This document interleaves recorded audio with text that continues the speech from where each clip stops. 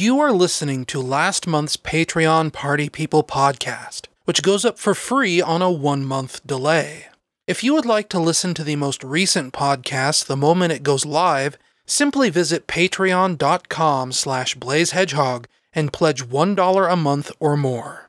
You can now also make a one-time donation, and anyone who makes a one-time donation will instantly unlock the current month's podcast for everyone. All you have to do is visit patreon.com/blazehedgehog, and don't forget, Blaze Hedgehog is written like one word. Once again, that's patreon.com/blazehedgehog.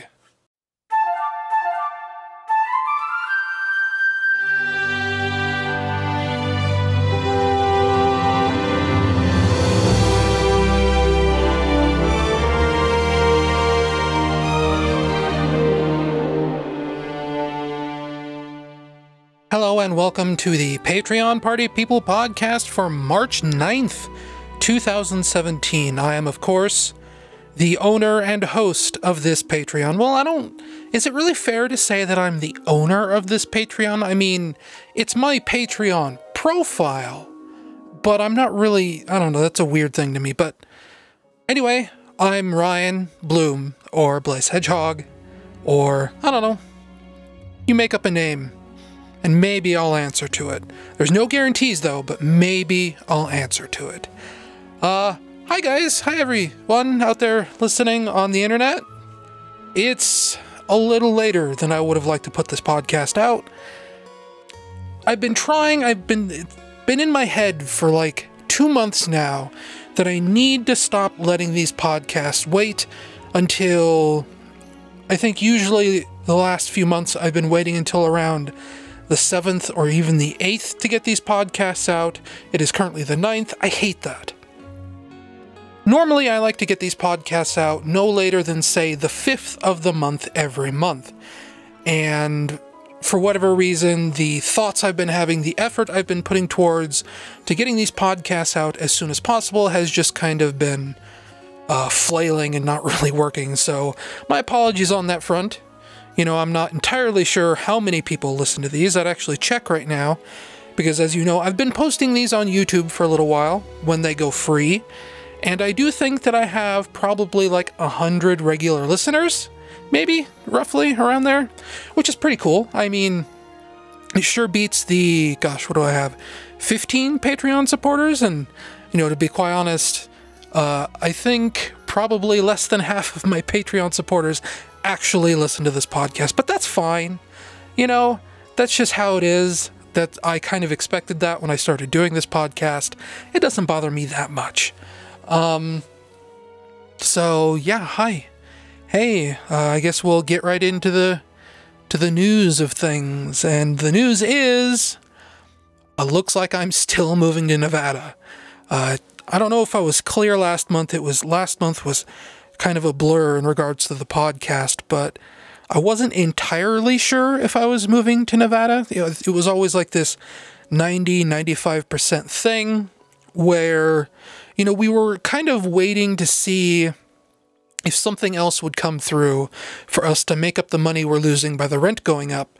And it's looking more and more like, no, we're not gonna be able to make that money up. So, you know, it's looking more like 99.9% sure that I'm moving to Nevada. Not this month, probably next month, maybe sometime in May. Early May, probably. Not late May, but early May. I think the deadline was by May, because I forget why. I'm trying to remember. There was something about May where we had to be out by then. I think that's when the new rent will officially take hold, but I feel like the new rent took hold this month. I'm not actually sure. It's all weird. I try not to think about it too much.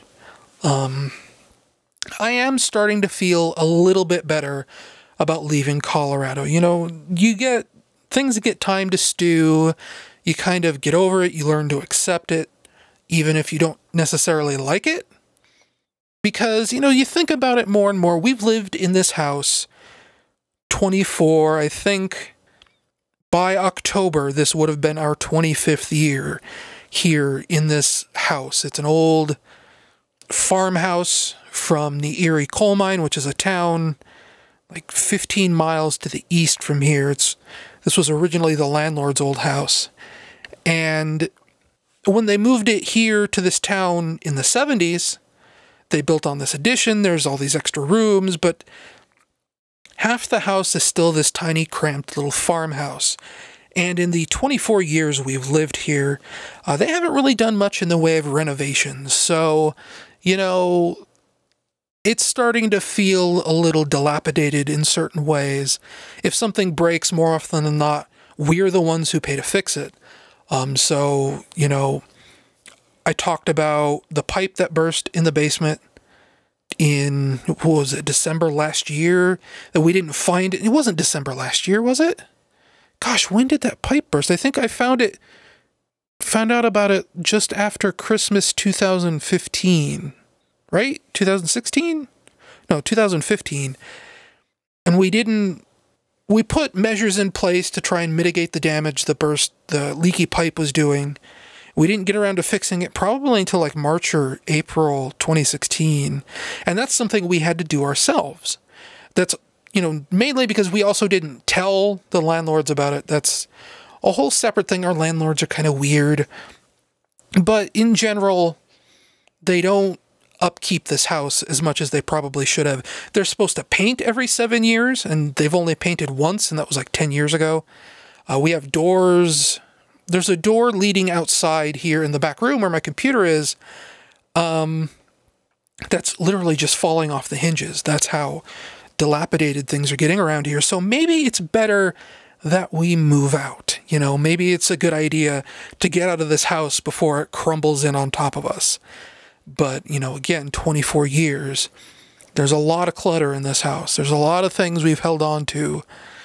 Some of it is stuff that we brought with us when we moved in, but probably more than half of it is just stuff we've kept around while we've lived here. So moving is going to be a nightmare in a lot of different ways, and it's not something I'm looking forward to. Because, you know, I said it last month, I don't want to move. I don't want to leave the house I grew up in. I don't want to leave the town I grew up in. I don't leave the state I grew up in. We moved to Colorado from California when I was 7 years old, and I'm 33 now. So, you know, that's a long time. That's a really long time. And there's so much sentimental value about so much in this house and in this location. But there's no reason to worry about it anymore. Whatever happens, happens. And hopefully it's for the best. A little change might do me some good. Might shake me out of some ruts I'm stuck in. Who knows? Just gotta roll with it and hope for the best. As for the status of everything else, all my creative ventures, obviously, when I move, I'm not really going to have a desktop computer for a while. I mean, I'll have it, but it'll be packed away in a box. When we get to Nevada, the plan is we'll stay with my brother and his family for anywhere from 2 weeks to, I think, up to a month or two, maybe, if it really comes to that. And then once we get moved into a new place, you know, there's always the hassle of getting someone out to turn on the internet, and who knows how long that could take. That could be a week. That could be, my mom said, could be a month, which is ridiculous to me. I don't think it's going to be a month. I think it'll probably be a few days once we get set up. But I don't know about bills and things like that, how that stuff is going to get paid, because she usually handles all of that unless I need to send her money for, you know, helping out. I might be this weird sort of shut-in freeloader weirdo who still lives with his mom at 33 years old, but I do help out as much as I can. But what I'm trying to say here is that, you know, I'm not going to be in a situation to record a podcast once we move. There might be one more podcast in April before we're truly all packed up and ready to get out of here. But after April, you might not hear from me for a month or two, and that'll be normal. Hopefully I don't, like, drop off the face of the earth or anything like that, to where you guys are just left hanging if the move went well or whatever. But that's just how it's going to be. Hopefully while I'm out in Nevada living with my brother, I've been told, I don't know if this is going to be true when I get out there, I might be able to set up my computer somewhere and continue working on YouTube videos and things like that. But that's a big if. I'm not sure that's actually going to happen. I'd like for it to happen, but I don't know. And if I'm stuck on my laptop, the laptop I got from my cousin a couple of years ago, that's not good enough to run very many games. That's not good enough to do any kind of serious video editing. I think maybe I tried to install Sony Vegas on it once, and I think it crashed the whole laptop when I tried to use it. I definitely won't be able to do any of the things that I normally wanted to do. Like, for months now, I've been talking up this Knights video that I've been writing a really long script for. Probably not going to be able to do anything about that once I'm on that laptop. Few other things, I won't be able to do much in that regard. But the good news is, as far as work on Overbite goes, if all I'm stuck on is that laptop, Overbite is a simple enough game to where I think it will probably work and be editable, and I'll be able to work on it even if I'm stuck on that laptop. So it's not that big of a deal as far as working on Overbite goes. And in fact, the whole notion of maybe not even having internet might actually end up being a benefit for Overbite, because usually when I really, really want to, like, work on something, like really sit down and crank on it really, really hard and have no distractions, I turn off the internet. I mean, I'm probably not the only person out there who does that. I won't watch YouTube, I won't watch TV, I won't listen to anything. I'll just kind of intentionally give myself tunnel vision so that all I can do is work on the project. And I think back in October, when this game jam, this Click Team Game Jam happened, where I initially developed the original version of Overbite, I think I spent basically the whole month doing that.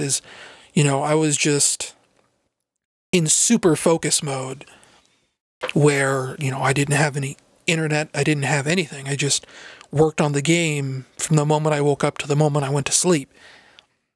So yeah, not having internet might actually just turn into, like, this weird benefit where, 2-3 months from now, you might hear a podcast from me, or I'm like, yeah, Overbite's like half done. But, I don't know. I'm making provisions in that case.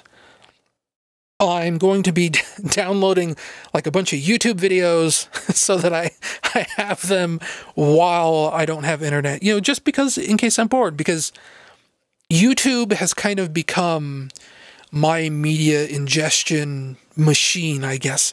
I don't have TV anymore. I mean, I do have TV. I can watch TV whenever I want. We have DirecTV, and then I have a TV back here next to my computer where, I have rabbit ears, and with those rabbit ears, I get like 40 channels, but I never watch them. I just watch YouTube. That's my TV. So while I don't have internet, I'm going to try and, it sounds weird, but I'm going to try and save up some YouTube to watch while I don't have internet. I'm also thinking of maybe dropping, like, I think it's $6 for a Giant Bomb subscription for a 1-month subscription, and download, like, a bunch of Unprofessional Fridays and Demo Derbies and all this premium content that I've missed, so that I can watch that while I don't have internet. I don't know. I'm pretty sure some of you are probably, like, cocking an eyebrow at me like, that guy's kind of weird, and maybe you're not wrong, but, you gotta have entertainment at some point, right? I won't be able to survive without my YouTubes. But speaking of Overbite, work on Overbite is coming along okay, probably a little bit slower than I'd like. All this stress about moving and everything, it does kind of make it a little hard to focus on working on Overbite. But progress is being made. Last month I did say that I was thinking about redrawing all the sprites in the game to, you know, get a little bit more detail out of my characters and, you know, maybe make the game world look not so empty. And since then, since last month's podcast, I have done exactly that. I've started working on redrawing all of Dracula's sprites. He's now about 5 pixels taller, and let's count here. Let's see. New Dracula is 32 pixels wide, and old Dracula was 30 pixels wide. So he's 5 pixels taller and about 2 pixels wider, and that gives me a little bit more room to make his proportions look more correctly. His head now looks, you know, the correct size for his body. He's got a little more room for shoulders, so he doesn't look like he has these big, strong, beefy arms. Things like that, you know. Now he has, like, actual hair. He doesn't just look like he has this, you know, weird black skull cap thing. You know, you can see detail, like, in his cravat, which is this, it's kind of like the collar on a dress shirt. That's what a cravat is. I think he looks good. I think it's good. It's not quite as much detail as I was hoping. I was hoping to, like, you know, get more detail in the face and everything, but I think he looks good. I think he looks better than he did. I've had some feedback from friends who say he's a little less cute now, and maybe I'll agree with that, but I think on the whole, he looks a lot better. I think he looks a lot more, I don't want to say normal, because I don't want Dracula to look normal, but he is a lot just more proportional, more correct, more the way I originally envisioned him in my head, let's say. And that's what is important. It's that the artist can realize his vision, and I am an artist, darn it. What else do I have written here? Oh, I've also gone through the trouble of doing something ridiculous and maybe a little bit over the top, and that's, in addition to making Dracula a little bit bigger and a little more detailed, I've gone through the trouble, I'm trying to double all the frames of his animation. So, for example, in the Game Jam version of Overbite, Dracula has about 4 frames of animation when he walks. Now he has 8, and it looks really, really good. Like, it kind of, the way I animated it, it ended up coming out sort of looking like an old Amiga game. And, you know, that's kind of a cool look. He's got that kind of really smooth gait, like Alucard in Symphony of the Night. I know that's not an Amiga game, but you know what I mean, right? That sort of really smooth gliding movement. It looks really, really good, but now I'm also starting to realize that I'm going to have to do that for all the sprites. I can't just do super smooth animations just for Dracula. I have to do it for all the NPCs and everything now too, but hopefully that won't be too much more work. Last time with the Game Jam version, I did end up cheating a little bit where you can, well, I say you, when I can copy and paste the frames from Dracula's legs onto the NPCs, and that just automatically makes it look like they have smooth animation too. So, you know, I can reuse parts of different sprites to sort of shortcut and make animating the NPCs a little bit easier as well. So hopefully everything's going to work out. I think this game is going to end up looking really nice by the time I'm done with it. I'm really proud of, I guess, just how far my animation chops are coming. Like, animation's one of those things where I've kind of always wanted to get into animation a little bit, try my hand at it, but I've just never felt experienced enough, I guess. It's this weird sort of thing where it's like, you know, animation always seems like this impossible goal that I'll never be able to achieve. And then lately, the last, I don't know, 6 to 9 months, I've just been animating like it's no problem. Like, I'm probably not like the best animator in the world or anything, and I've definitely got a lot to learn, but it's a lot easier than I thought it would be, personally speaking. You know, because like I was saying, it's like this impossible, unattainable thing that I'll just never be able to wrap my mind around, and instead it's just kind of magically clicking into place. So that's pretty cool. I'm pretty proud of myself over that. Another reason Overbite is taking so long to work out is The Legend of Zelda Breath of the Wild came out. That came out, it is what? Thursday morning, and that came out last Friday. In the 6 days it's been out, I've put probably almost 40 hours into that game, which, knowing me, I mean, you guys don't really know me, so I'm going to explain this. 40 hours of playing a single video game in a week is a lot for me. Normally, if I'm playing a video game, I tend to stick to... Lately, I tend to stick to more like casual experiences, things that I can play while I multitask, right? Simple acts that I can just grind out while watching a YouTube video. So, for example, lately I've been playing Sonic Riders, and because that's just something that doesn't require me to really pay attention to dialogue, it doesn't really need me to pay attention to atmosphere, it's just a really simple game that I can just play freely of anything else. I've also been playing, Castlevania Chronicles Rebirth on the Wii. That's another one of those just kind of, it's a simple action game, no dialogue, no text. It's just a video game. It's a video game that you can play while you're listening to someone talk. And usually those are the kinds of games I stick with. It's these simple games, it's retro games, games I've already played, things like that. So usually I don't get super deep into these, big AAA cinematic experiences or anything like that. Except for maybe like Skyrim, because Skyrim, that's just more. It's just like simple quests, you button through the dialogue really quick, and then you just check the quest description after you're done. So... Oh, excuse me, I have the sniffles. So, with Zelda, for Zelda to really hook into me as deep as it has been is, like, surprisingly impressive, because even though I talk about a game like Skyrim, Skyrim doesn't get its hooks that deep into me, right? When I do play Skyrim, I'll probably play for about an hour, maybe 2 hours, 3 hours, something like that. When I play Breath of the Wild, once that game starts up, suddenly like 7 or 8 or even like 9 hours just vanish into thin air. They're just gone. I don't know what happened to them. And this is why, like, the last 3 nights I've wanted to record this podcast, and I'm just sitting here playing Zelda, and I'm like, oh, Zelda's so good, I should record my podcast. I got time. And then the next moment I look over at the clock, and it's 5 o'clock in the morning, and the sun's coming up, and I think, uh-oh, I should be getting to bed soon. I don't think I can record this podcast today. And then on top of that, I've been getting sick and all this other stuff. But, the only reason that I'm really recording this podcast right now is because the batteries on my Wii U tablet died, so those need to recharge before I can get back to Zelda.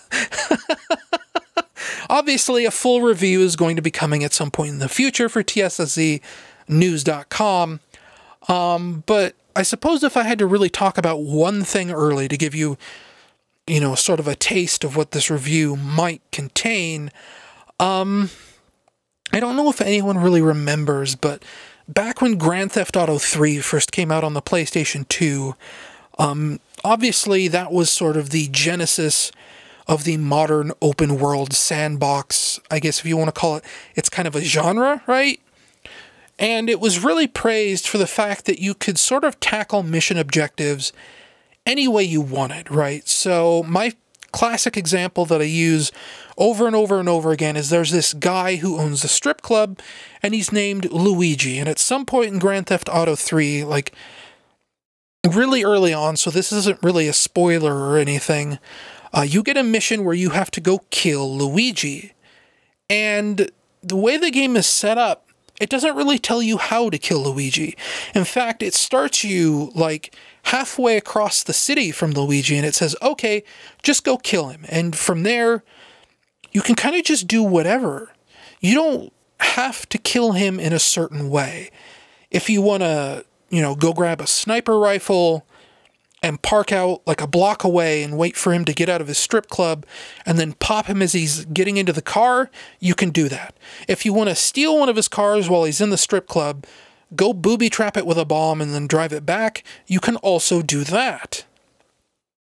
Or maybe like something about the mission fails and now suddenly you're in this car chase across town. That's something else that can happen.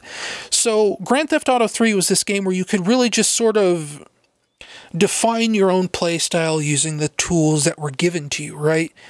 And then as the Grand Theft Auto series went on, and the Housers, the creators of Grand Theft Auto, sort of became more and more praised for their ability to tell a really good story, Grand Theft Auto started becoming more and more about the story. So, you know, instead of getting this mission objective to go kill Luigi and then sort of being able to kill him in any way you saw fit, now what happens in like Grand Theft Auto 5 is that you'll get a mission objective to kill someone, and then you have to drive to a specific location where that character lives so that you're like 10 feet away from them. And then the game says, okay, kill them in this specific way. Or it'll even show you like a cutscene that sets up like this gunfight, right?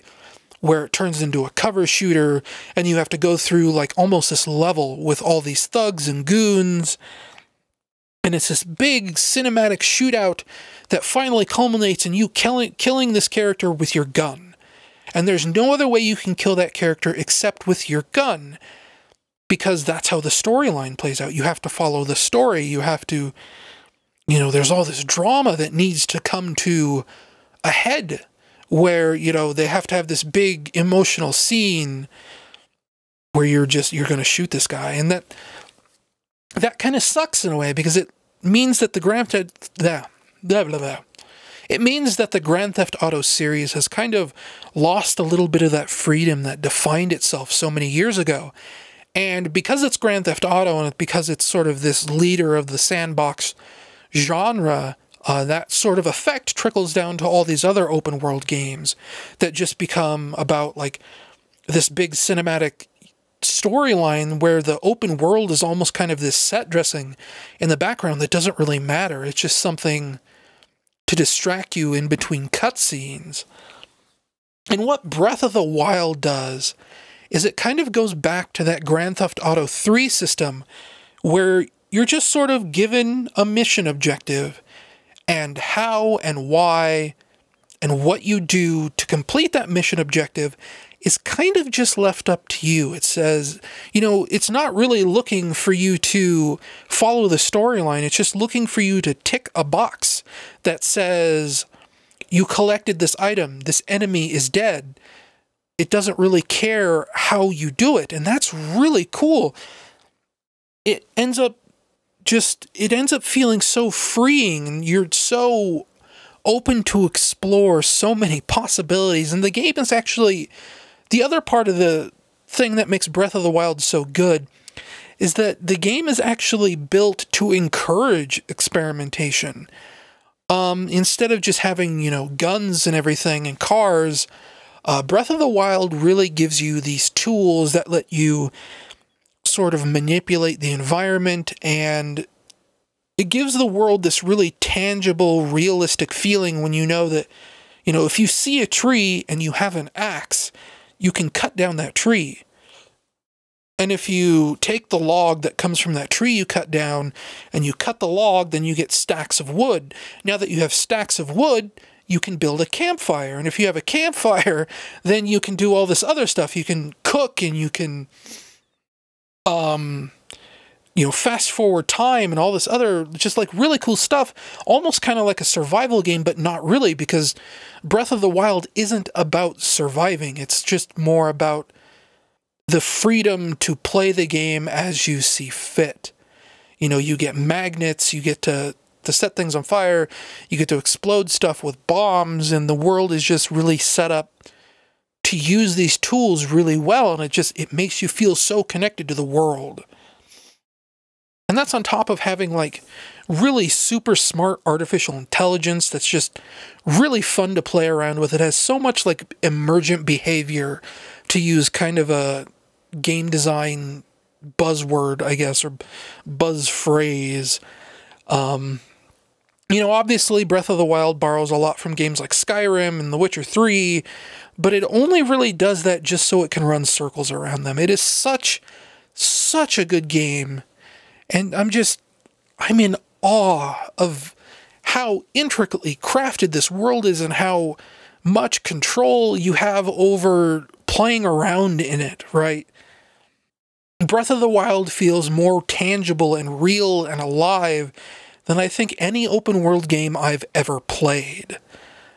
The review will come, I don't know, maybe at the end of the month.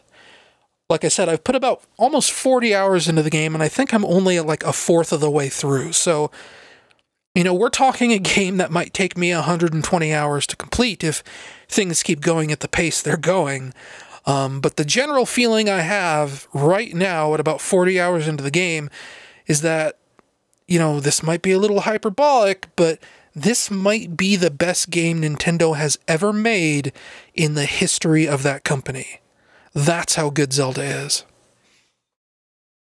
So I'd wanted to talk a little bit about the whole YouTube drama that's going on lately, what with PewDiePie losing his sponsorship at Maker Studios and Disney, and then after that, Disney kind of let go almost 60,000 of their YouTube partners, like people that are signed on with Maker Studios through an MCN. Disney's letting go like 60,000 of those people. They're going to be scattered to the winds because they want to focus on a much tighter, smaller core of users that can really make their money and fit their values and things like that. And some have said that this is probably like the first sign of the YouTube bubble bursting, or whatever you want to call it. I think Slow Beef might have said that. Maybe Jim Sterling, stuff like that. But, I wanted to talk about that. And then as I was writing my notes on things I wanted to talk about regarding that, I kind of realized that I don't know what I want to say about that subject, because, there was a point like 2 or 3 weeks ago when all this stuff was first coming down where I was like, oh, I should talk about that on the podcast. I have something really interesting to say. And now that I'm here on the podcast 3 weeks later, it's like, I don't remember what I wanted to say, and I don't think it was probably that important anyway. I do sometimes worry about my own MCN. I'm in my MCN, my multi-channel network, is full screen. And, there's this general worry that maybe they'll follow in Maker's footsteps.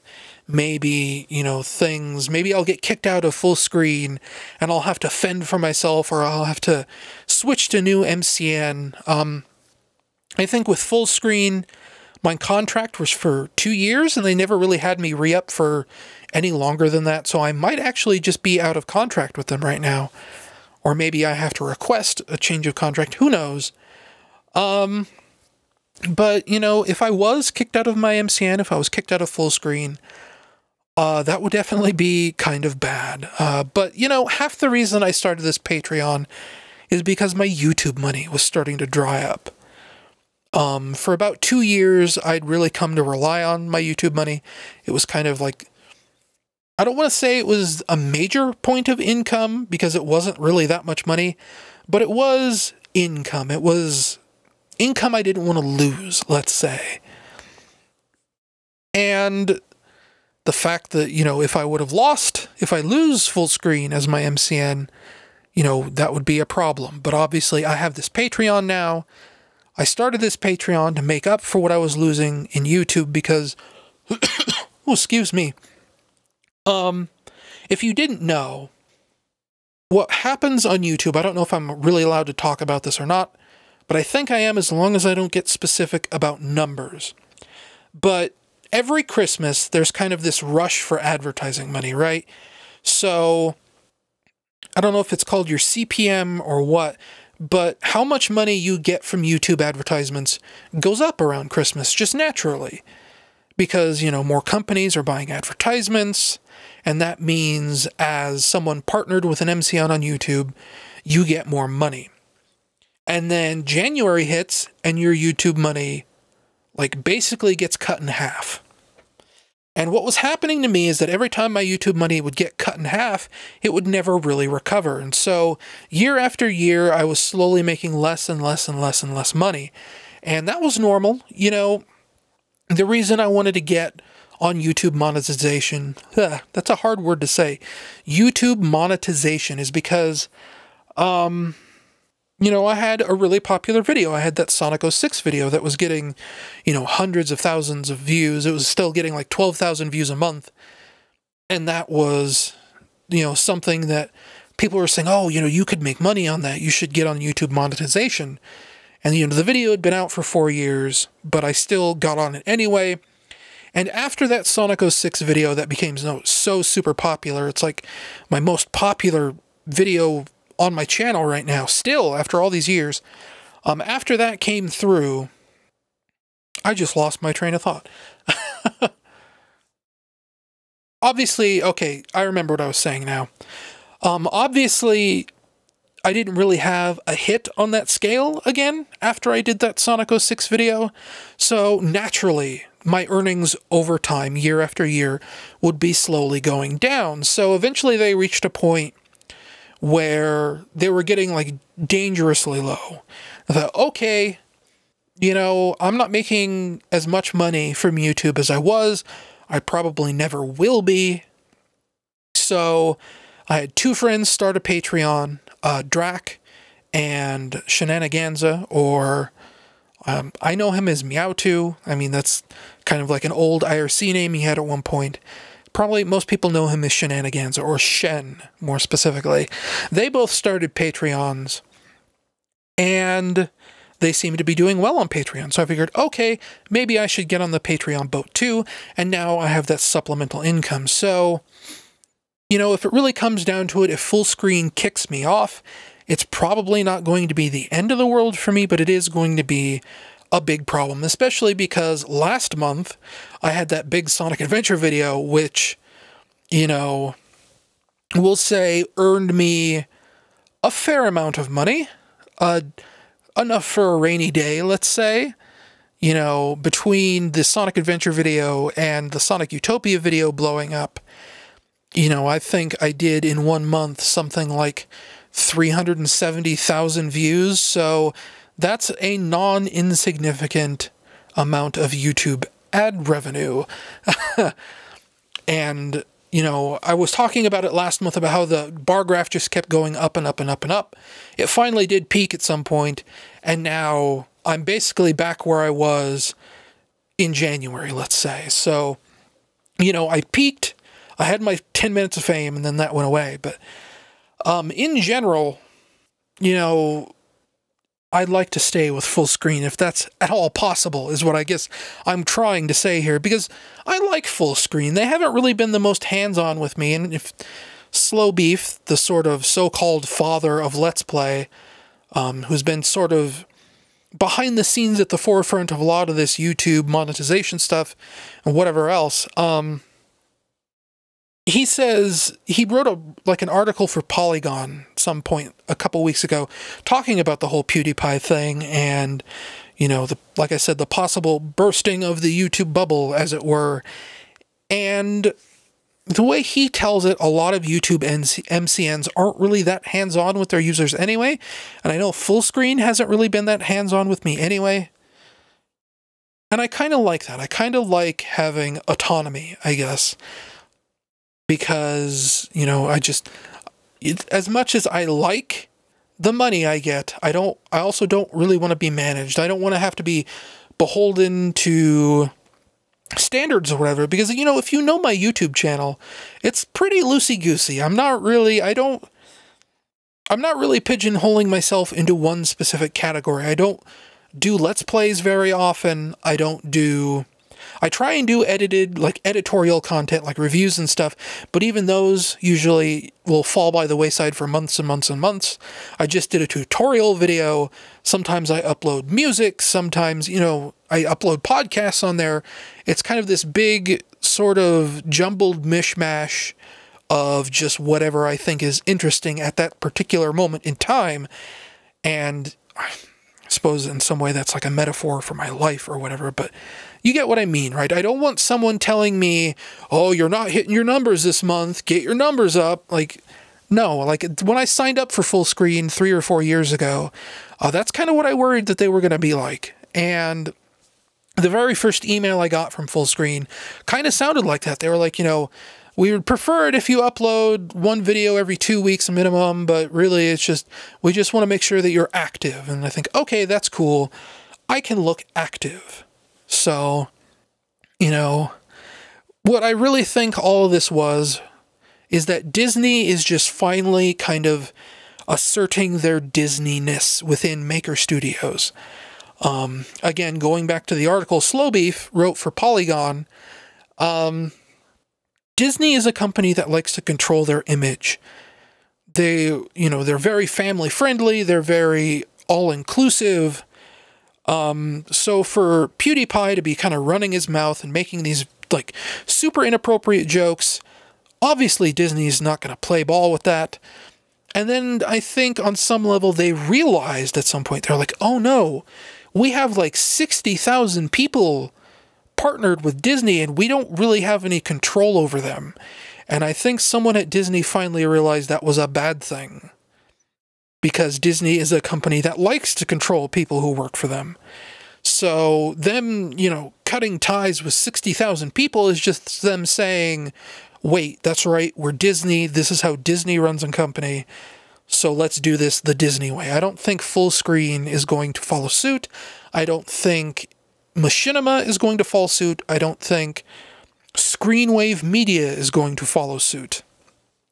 I think this is just a one-off thing from Disney, of Disney being Disney. And, of course, as I'm literally talking about this, I get an email from Fullscreen telling me that, I should refer my friends to Fullscreen, because if their channel gets popular, I get a commission on that. So, I don't think there's anything to worry about with regards to the possible YouTube bubble bursting, unless it's something far more dramatic than what is happening right now. But I guess that'll be the end of this Patreon Party People podcast. I could talk about more that I've been playing, but to be honest, I haven't really been playing very much at all. I guess I was playing Yoshi's Woolly World. That's a good game. I'm thinking about writing a review for that. I won't talk about it too much. Maybe I'll save it for the next podcast. Maybe not. Who knows? But I'm going to go try and see if I can just feel a little bit better. Because like I've said, I feel kind of like I'm getting that kind of gross feeling like I'm getting a cold. I'm getting like this sort of sore throat. I've got kind of that lethargic feeling. But it's at the point where it never really becomes a cold. It just feels like I'm stuck in this pre-cold, I don't feel like super great feeling. I just have the achy bones and everything. But whatever, you guys don't want to hear that. I'm not going to burden you with it anymore. We'll just wrap this podcast up for now, and we'll save the talk of Yoshi's Woolly World for some other time, because I'm trying to also get back down to having 45-minute podcasts, and we're at about 43 minutes, so I'll see you all maybe next month for April, and then after that, who knows? We'll find out. So I'll see you then.